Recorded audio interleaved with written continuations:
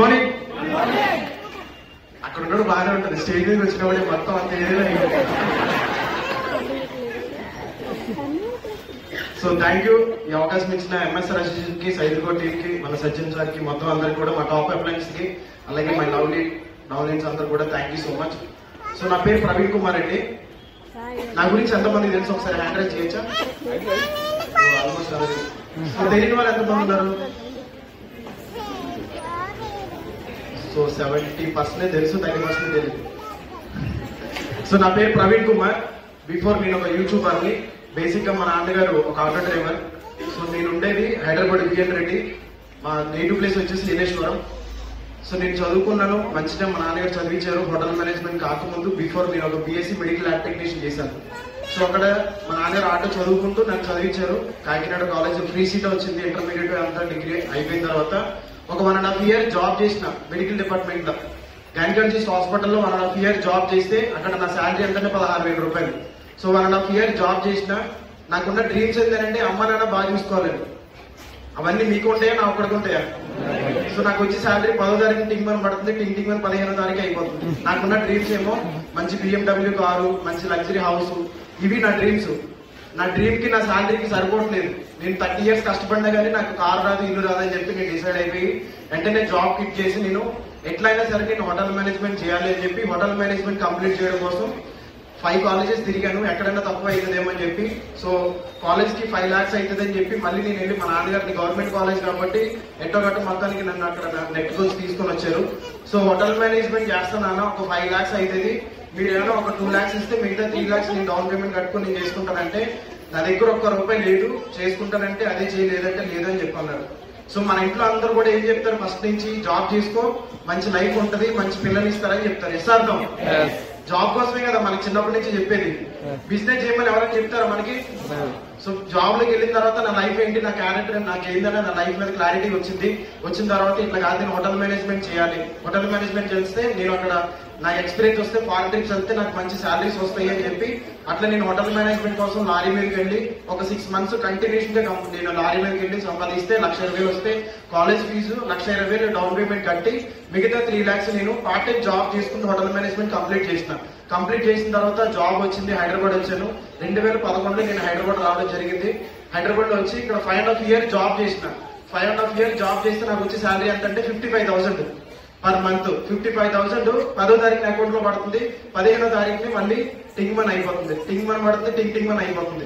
16 వచ్చినా సరిపోవట్లేదు, 55,000 వచ్చినా సరిపోవట్లేదు. Yes or no? సో నాకు జాబ్ లో లైఫ్ లేదని మళ్ళీ అర్థమైంది. నేను చేసింది ఏదో రాంగ్ అవుతుంది. ఇంకొక 1 year కష్టపడితే, ఇంకొక 5 years కష్టపడితే నాకు 1 lakh 2 lakhs వెళ్తుంది. సో ఫారెన్ ట్రిప్ వెళ్దామని చెప్పి ఫారెన్ ఆఫర్స్ కూడా వచ్చినాయి. వెళ్దామని చెప్పి అట్లా కూడా ట్రై చేసినా గానీ, ఎంత చూసుకున్నా కానీ నా ఏజ్ అయిపోతుంది, టైం అయింది కానీ నా ఇన్కమ్ మాటికి పెరగట్లేదు, నా ఆదాయం పెరగట్లేదు, నాకున్న డ్రీమ్స్ కూడా నాకు ఇది ఫుల్ఫిల్ అవ్వట్లేదు అని చెప్పి జాబ్ కూడా నేను క్విట్ చేయడం జరిగింది. ఎందుకు అని అంటే 10వ తారీఖున అకౌంట్ లో పడేది 55,000. సో సంవత్సరానికి ఎంత అయిందంటే 6 లక్షలు అయింది. మనందరూ కూడా డ్రీమ్స్ ఏమున్నాయి, కారు, ఇల్లు ఉన్నాయి. ఒక ఇల్లు కొనాలంటే 1 year అవుతుంది. 1 year అంటే నేను పర్ మంత్ ఇంకా 55,000. 1 year కష్టపడితే 6 లక్షలు అవుతుంది. నెలకు ₹1 మిగిలింది. 1 year కష్టపడితే 6 లక్షల రూపాయలు మిగులుతుందా? Yes or no? మిగిలింది కదా. సో అలా 5.5 years కష్టపడ్డాను. మహా అయితే 30 సంవత్సరాలు నాకు కష్టపడితే నాకు వచ్చే హైయెస్ట్ ఇన్కమ్ ఎంతంటే 1,80,00,000. నాకున్న ఏజ్ కి నేను కష్టపడితే 1,80,00,000 కోసమే నేను భూమి మీద పుట్టింది అని చెప్పి నేను క్యాల్కులేషన్ చేసుకుని జాబ్ కూడా క్విట్ చేశాను. జాబ్ కూడా క్విట్ చేసి ఏం చేశానంటే రియల్ ఎస్టేట్ లోకి వెళ్దామని చెప్పి అనుకున్న టైంలో ఇన్వెస్ట్మెంట్ ఉంది నా దగ్గర. 5 సంవత్సరాలు జాబ్ చేసినప్పుడు వచ్చిన ఇన్కమ్ ఏదైతే ఉందో ఇన్వెస్ట్మెంట్ 12 లక్షలు పెట్టి రెస్టారెంట్ పెట్టా. 1 year కష్టపడి సంపాదించుకున్నాను. సంపాదించుకున్న టైంలో లాక్డౌన్ పడింది. 1 year బిజినెస్ బాగా నడుస్తుంది, బాగుంది కదా అనుకున్నాను. లాక్డౌన్ వచ్చింది. లాక్డౌన్ వచ్చిన తర్వాత పక్కన ఇంకొక మంది బిజినెస్ స్టార్ట్ చేశారు. సెకండ్ లాక్డౌన్ తర్వాత మళ్ళీ స్టార్ట్ చేస్తే అట్లా నెల అన్నారు, 2 నెలలు అన్నారు, 18 నెలలు అయింది. నేను నెలకి వచ్చేసిందంటే 40,000 రూపాయలు. 18 నెలలు ఇంటూ 40,000 కొడితే 7 lakhs అవుతుంది. నేను పెట్టింది స్టార్టింగ్ 12 lakhs. టోటల్ 19 lakhs నేను ఆన్ రోడ్ బయటపడిపోయినా. 18 సంవత్సరాలు కష్టపడి 5.5 సంవత్సరాలు జాబ్ చేసి సంపాదించినంత కూడా బిజినెస్ లో పెట్టినాను. బిజినెస్ లో లైఫ్ మారిందా? జాబ్ లో లైఫ్ మారిందా? సో లైఫ్ మారాలని చెప్పి ఇది కాదు, నేను ఏదైనా చేయాలని చెప్పి వేరే దారి లేక బిజినెస్ లో 19 లక్షలు మొత్తం నష్టపోయినా. మళ్ళీ లాక్డౌన్ అయిపోయిన తర్వాత మళ్ళీ రీస్టార్ట్ చేసిన. స్టార్ట్ చేస్తే కానీ బిజినెస్ అవ్వట్లేదు. టోటల్ గా నేను 24 lakhs ఆన్ రోడ్ ₹1 లేదు నా దగ్గర. రూమ్ లో నా ఫ్రెండ్స్ లాక్డౌన్ అయిన తర్వాత ఫ్రెండ్స్ అందరూ కూడా రూమ్ వేకెట్ చేశారు, నాకు చెప్పకుండా వెళ్ళిపోయారు. రూమ్ లో నేను ఒక్కడే ఉన్నా, నా దగ్గర ఒక స్కూటీ మాత్రం మిగిలింది. ఇంకా నా దగ్గర ₹1 లేవు. అక్కడేమో అప్పులో తినేస్తున్నారు పక్కనే. ఇంకా నేను మా నాన్నగారికి ఫోన్ చేశాను, మా అన్నకి ఫోన్ చేసి, ఎవరికి ఫోన్ చేసినా తిడుతున్నారు మొత్తం అందరూ కూడా. నేను చెప్పిన బిజినెస్ చేయొద్దని, జాబ్ మంచిగా చదువుకున్నా జాబ్ చేసుకోమని చెప్పారు. బట్ నా లైఫ్ ఏంటంటే నాకున్న డ్రీమ్స్ ఎక్కడ ఫుల్ఫిల్ అవ్వట్లేదు. నా ఫ్రెండ్స్ అందరూ కూడా నేను ఏం చేస్తానన్నా నన్ను ఎప్పుడు సపోర్ట్ చేయట్లేదు. ఇట్లా కాదని చెప్పి వేరే దారి లేక డ్యూటీలో జాయిన్ అయినా. మళ్ళీ 52,000 శాలరీ కాస్త 26,000 అయింది. 26,000 శాలరీ కోసం నేను 3 నెలలు కష్టపడితే రూమ్ లో తినడానికి ఖర్చులు లేవు. డ్యూటీలో ఉన్నప్పుడు డ్యూటీలో తినేది, లేకపోతే బయటకు వచ్చి ₹5 అక్కడ GHMS లో భోజనం చేసేది. అట్లా 3 months కష్టపడితే ఈ 3 months కూడా నేను నా జీవితం ఏంటన్నది నాకు బాగా అర్థమైంది. నా దగ్గర డబ్బులు ఉన్నప్పుడు నా ఫ్రెండ్స్ సపోర్ట్ చేశారు, నా ఫ్యామిలీ సపోర్ట్ చేసింది, మొత్తం అందరూ నాకు సపోర్ట్ చేశారు నేను పోరాటం చేస్తున్నప్పుడు. ఎప్పుడైతే నా దగ్గర వెనకాల ₹1 లేవో, డబ్బులు లేవో, ఎప్పుడైతే నా దగ్గర మొత్తం జీరో అయిపోయిందో లైఫ్, మొత్తం అందరూ కూడా ఏది పెట్టి చూపించడం మొదలు పెట్టారు. నేను ఎలా కాదు, ఇలాంటి టైంలోనే నేను రిస్క్ చేయాలని చెప్పి రియల్ ఎస్టేట్ లోకి వెళ్ళాను. రియల్ ఎస్టేట్ లోకి ఎందుకు వెళ్ళానంటే నా దగ్గర డబ్బులు లేవు, ఇంకొకటి టైం లేదు. నా దగ్గర టైం లేదు, మ్యారేజ్ చేసుకోవాల్సిన సిచ్యువేషన్ అనమాట. అందరూ కూడా ఎప్పుడు రా మ్యారేజ్ అని చెప్పి అంటే ఉన్న ఫైనాన్షియల్ ప్రాబ్లమ్స్ ఇవన్నీ ప్రెజర్ తట్టుకోలేక జాబ్ వదిలేసి మళ్ళీ తిరిగి నేను రియల్ ఎస్టేట్ లోకి వెళ్ళినా. రియల్ ఎస్టేట్ లోకి వెళితే ఫస్ట్ 6 months నేను మొత్తం ట్రావెలింగ్ చేసిన. రియల్ ఎస్టేట్ లో ఏ విధంగా మార్కెటింగ్ చేయాలో ఆ విధంగా మార్కెటింగ్ చేసిన. డైరెక్ట్ సేలింగ్ లో మొత్తం పాంప్లెట్లు పట్టుకుని డోర్ టు డోర్ తిరిగిన, ఫ్రెండ్స్ కి చెప్పిన, ఫ్యామిలీ మెంబర్స్ చెప్పిన. వీళ్ళందరూ మనకు సపోర్ట్ చేస్తారా? మనకి ఎవరు సపోర్ట్ చేస్తారా? ఎవరు సపోర్ట్ చేయరు కదా. నేను ఎవరి దగ్గరికి వెళ్ళినా నాకు ఎవరు సపోర్ట్ చేయట్లేదు. బట్ నేను ఎవరైతే రియల్ ఎస్టేట్ లో రమ్మని చెప్పి వాళ్ళు పిలిచారో అతని మాటికి ఒక నా 6 months నిలబడు అని అంటే, ఫస్ట్ ప్లాట్ అమ్మితే 2,80,000 వస్తే ఫస్ట్ నేను 615 బైక్ క్యాష్ పెట్టి కొన్నా.